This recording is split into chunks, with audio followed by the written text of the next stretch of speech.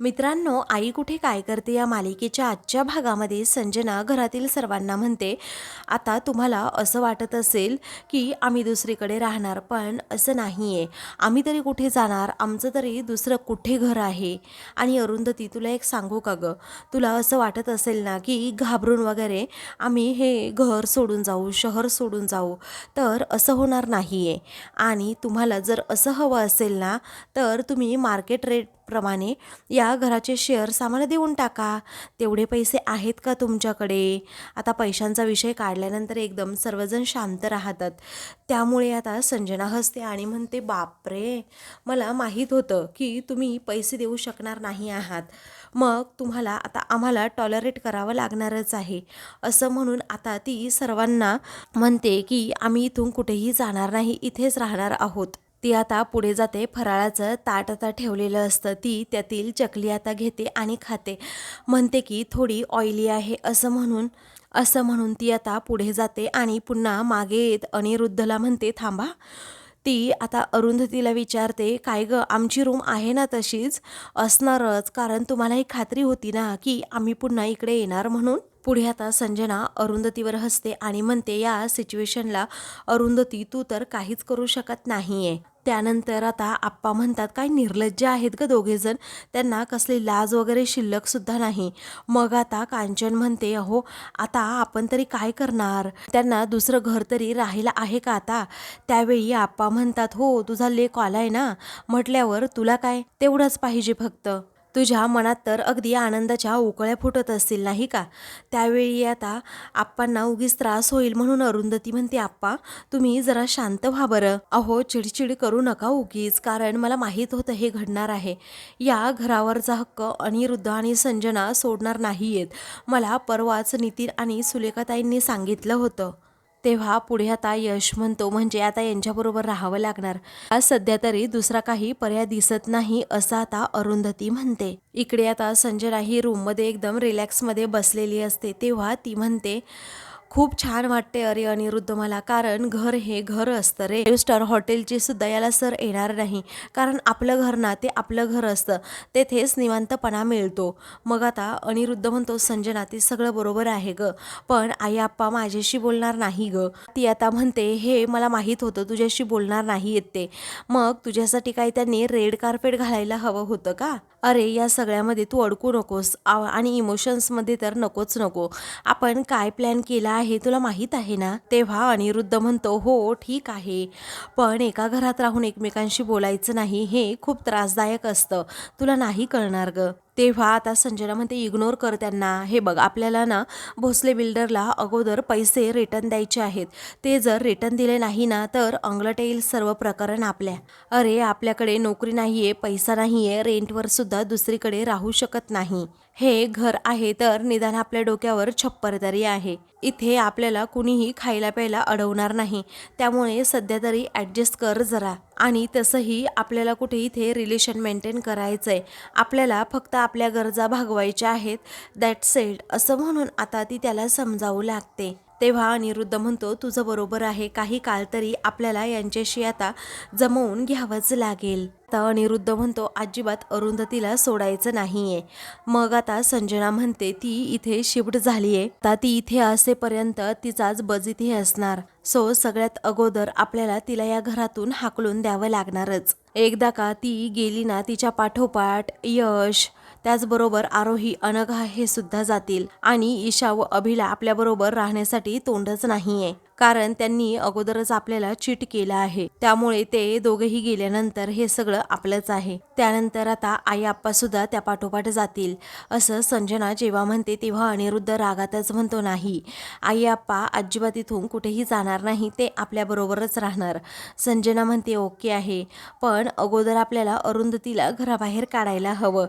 तेव्हा अनिरुद्ध म्हणतो, हो, कॉलनीतील लोक आपल्याकडे अगदी गुन्ह्यासारखं बघताय, जसं काय आपण काही गुन्हा गुन्हा केलाय अशा नजरेने बघतायत. अगं कॉलनीतून येताना तू बघितलंस ना, मी लहानपणापासून ओळखतो त्यांना. त्यांच्या दृष्टीने मी वाईट ठरलो. ती अरुंधती चांगली त्यांच्या नजरेत ठरली आहे. तिला सिंपथी मिळतीये आणि आपणच विलन ठरलोय. संजना, मी अजिबात तिला सोडणार नाही. मी कसा धडा शिकवतो ना हे तू बघतच राहा, असं अनिरुद्ध आता खूप रागात म्हणत असतो. कारण अरुंधती विषयीच्या बद्दलची चीड त्याच्या मनात असते.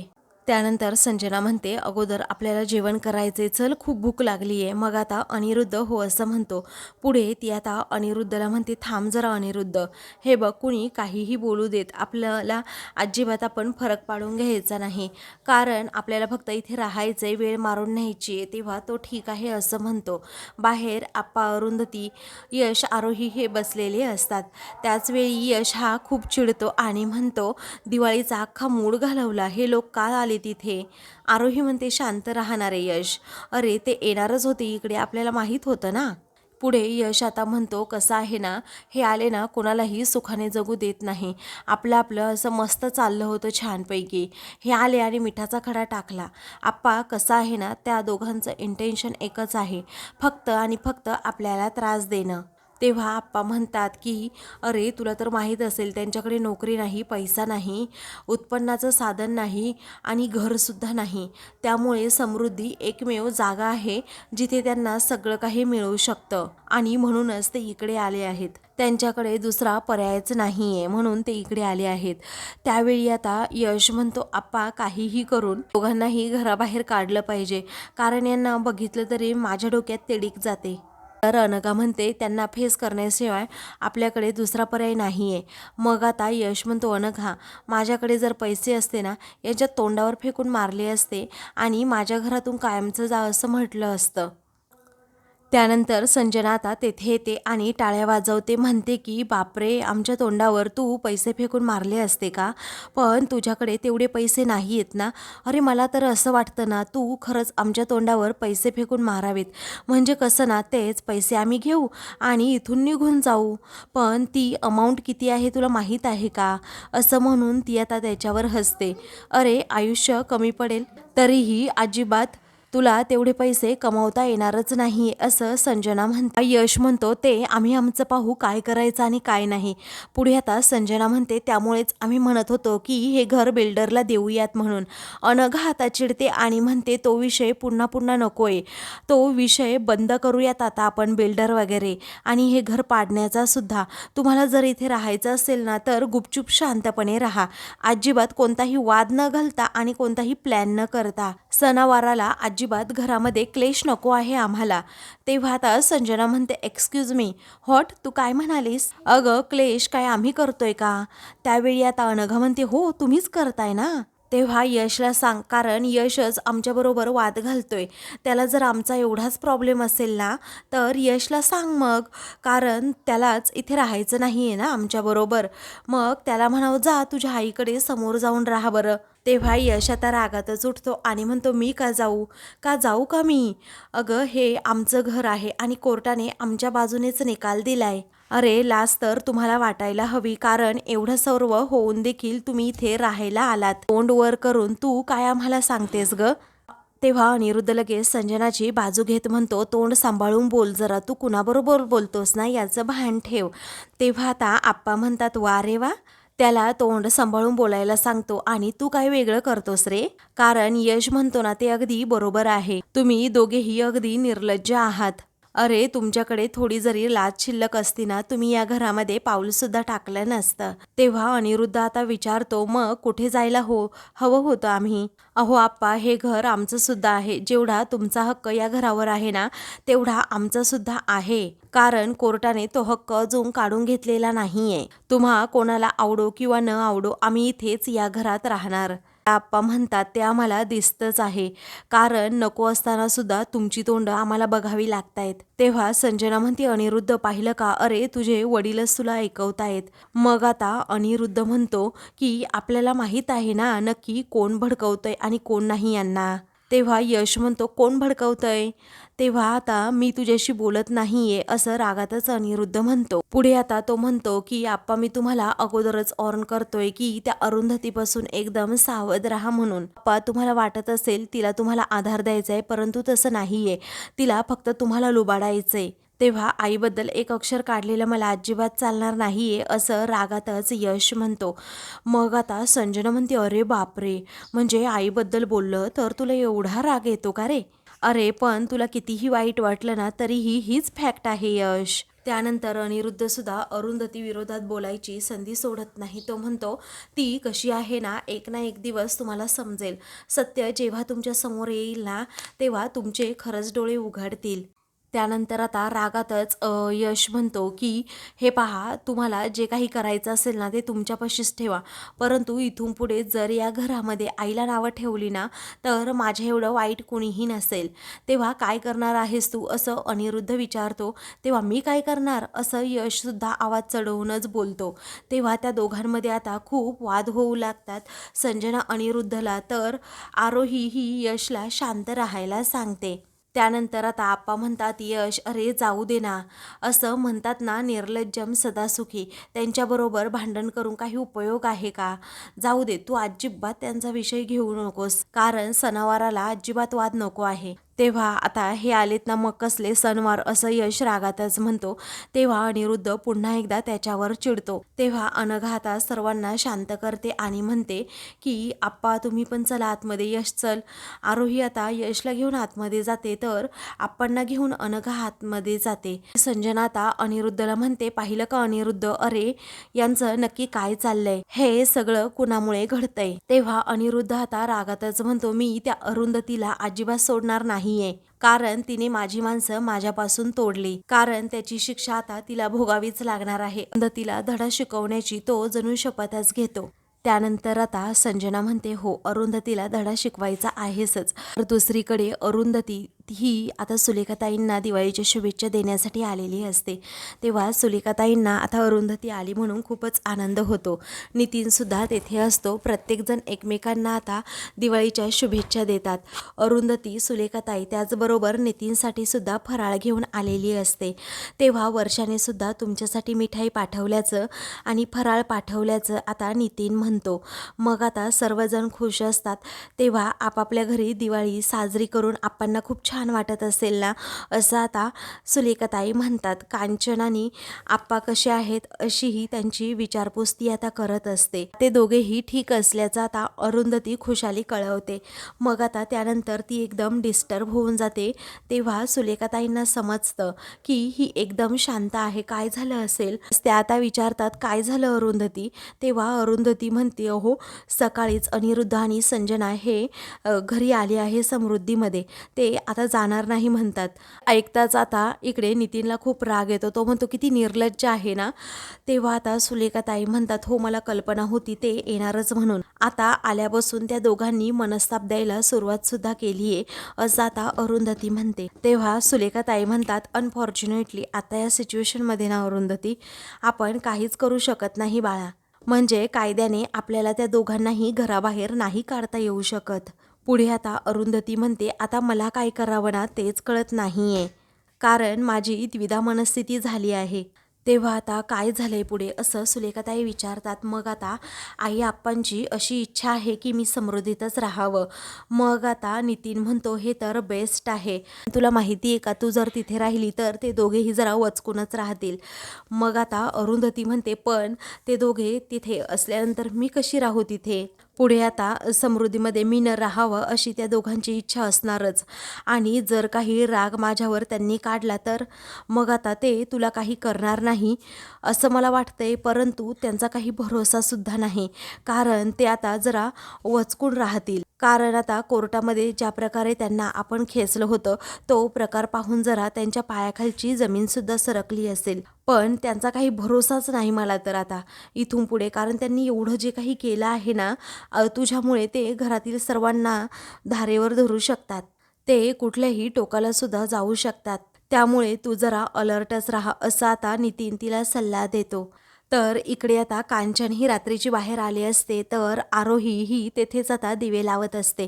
मग आता तेवढ्यातच यश तेथे येतो. तेव्हा यशला अडवतच कांचन त्याला काहीतरी सांगण्याचा प्रयत्न करते. तेव्हा आता काय झालं आजी, असं आता यश विचारतो. तेव्हा ती म्हणते काही नाही, जाऊ दे, जानकी कुठे आहे ते सांग. तेव्हा जानकी तिकडे वर रूममध्ये तयार होतीये, म्हणजे अनघा तिला तयार करतीये असं आता यश म्हणतो. आरोही समोर असल्यामुळे यशला तिच्याकडे जायचं असतं, तिच्याबरोबर गप्पा मारायच्या असतात, पण आता कांचन त्याला जाऊच देत नाही. तो पुढे जातो, त्याच वेळी नेमकी कांचन त्याला मागे बोलवते. आता असं सतत 4-5 वेळा होतं. तेव्हा आता कांचनला समजतं याला आरोहीबरोबर वेळ घालवायचा आहे आणि तिच्याबरोबर काहीतरी बोलायचं आहे. म्हणून कांचन म्हणते, तुमचं ना काही खरं नाही बाबा, असं म्हणून ती आता लगेच आतमध्ये जाते. तेव्हा आता यश हा आरोहीच्या हातात असणारं ते दिव्यांचं ताट खाली ठेवतो आणि म्हणतो चल ना इकडे, असं म्हणून तो जरा पुढे येतो आणि तिच्या तोंडाला थोडीशी तिच्या चेहऱ्याला काहीतरी लावतो. ती म्हणते, अरे यश, काय चाललंय काय तुझं? अरे आता काही होळी आहे का, तू माझ्या तोंडाला ती राख लावतोय? मग आता यश म्हणतो, हो, माझ्यासाठी आज होळीच आहे. त्यानंतर आरोही आता म्हणते, काय झालं यश, बोल ना पटकन. मग आता तो तिच्या गळ्यात हात टाकतो. दोघेही एकमेकांकडे पाहतच राहतात. यश म्हणतो, आरोही, तू ना मला वेड लागलोय अक्षरशः, किती छान दिसते या साडीमध्ये तू. तेव्हा आरोही म्हणते, यश चल, आपलं काहीतरीच असतं हा तुझं. मग आता ते दोघेही अगदी रोमॅन्टिक झालेले असतात, एकमेकांकडे खूप वेळ पाहत राहतात. तस तेथे आता अभि त्याचबरोबर ईशा हे दोघेही येतात आणि त्या दोघांना समोर पाहतात. तेव्हा आता या दोघांचं लक्ष जेव्हा अभि आणि ईशाकडे जातं, तेव्हा ते दोघेही खूप गडबडतात. तेव्हा आप्पा आवाज देत आहेत, मी जातो पटकन बाहेर, असं यश म्हणतो. मग आता ते दोघेही तेथून धुमच ठोकतात. तर ईशा आणि अभि हे दोघेही त्यांच्यावर हसतात. तेव्हा आता मला सांग अगोदर अभिदादा, हा रंग भरू की हा रंग भरू, असं ईशा आता त्याला विचारत असते. तेव्हा अभि त्याबद्दल सांगत असतो. अनिरुद्ध, संजना एकदम छान तयार होऊन आता तेथे आलेले असतात. तेव्हा ब्ल्यू रंग त्या रांगोळीमध्ये भर, खूप उठून दिसेल, छान दिसेल, असं संजना सजेस्ट करते. तेव्हा आता रागातच ईशा नेमका ब्ल्यू रंगच काय करते तर बाजूला ठेवते. त्यामुळे संजनाला समजतं की आपल्याला टाळते म्हणून. तेव्हा ॲटिट्यूड तर बघ तुझ्या मुलीचा, असं रागातच संजना आता अनिरुद्धला म्हणते. अरे तुला सांगितलं होतं ना अनिरुद्ध, की कोणाचेच नाही आहेत, जिथे यांचा फायदा असतो ना ते तिथे जातात म्हणून. तेव्हा ईशा म्हणते, असं काही नाहीये.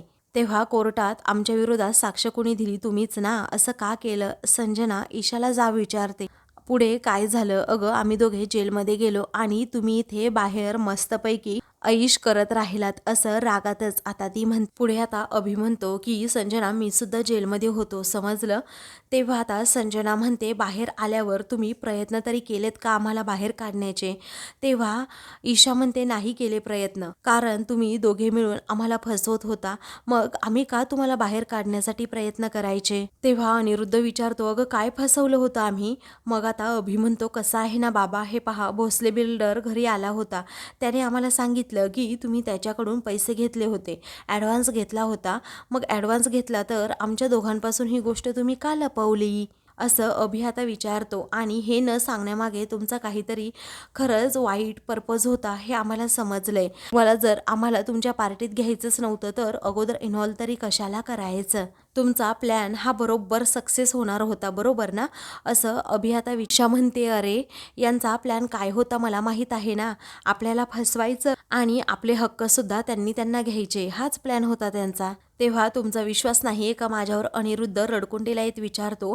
त्यावेळी अभि म्हणतो, नाहीये, कारण तुम्हाला फक्त आमच्याकडून NOC घ्यायची होती, आमच्याकडून सह्या घ्यायच्या होत्या, मी तर आम्हाला फसवायलाच निघाला होतात. पुढे आता ईशा म्हणते, आमचा डिसिजन अगदी योग्यच होता. आप्पा आणि अरुंधती तेथे येतात आणि ईशाचं हे बोलणं ऐकतात. तिला म्हणतात की बरं झालं, आम्हाला आजच समजलं की नक्की तू हे कशासाठी केलंस. तुम्हाला या गोष्टीचा पश्चाताप झालेला नाहीये. अनिरुद्ध आणि संजनाने तुम्हा दोघांना फसवलं म्हणून तुम्ही कोर्टामध्ये साक्ष दिले आणि या दोघांनी फसवलं नसतं तर आमच्या बाजूने तुम्ही कधी बोललाच नसतात, बरोबर ना? तेव्हा आता हो, हे खरं आहे, असं ईशा म्हणते, कारण आमच्या बाबांनी फसवलं नसतं तर मी साक्ष दिलीच नसती. तेव्हा अरुंधती विचारते, अभि, तुला सुद्धा असंच वाटतं का? तुझ्या बाबांनी फसवलं नसतं तर तू साक्ष दिली नसती ते? म्हणजे तुला तुझ्या वागण्याचा पश्चाताप झालाच नाही का? तेव्हा आप्पा म्हणतात त्यात नवल काय वाटायचंय, कारण अभि हा अनिरुद्धचाच मुलगा आहे, त्याच्या पावलावर पाऊल टाकणार. अनिरुद्ध, अरे तुला लाज वाटेल, पण अभि तुझ्या पावलावर पाऊल टाकूनच वागतोय आता आणि चालतोय, असं म्हणून आप्पा अनिरुद्धची लायकीच काढतात. तर आता मित्रांनो, पुढील भागामध्ये भोसलेची माणसं घरी येतात आणि पैशांची मागणी करू लागतात, धमकावू लागतात. तेव्हा अनिरुद्ध त्यांना ढकलतो, पैसे देणार नाही असं म्हणतो. ईशा ही बाहेर असते तेव्हा तेच गुंड आता ईशाला त्रास देतात. तेव्हा आता जेव्हा अरुंधतीला हे समजतं तेव्हा अरुंधती चवताळते आणि अनिरुद्धला रागातच म्हणते की जर माझ्या मुलीला काही झालं ना तर एकेकाला मी उभा चिरून टाकीन. ती संजनावरही खूपच भडकते. अशाच मालिकेंचे पुढील भाग पाहण्यासाठी चॅनलला सबस्क्राईब करा.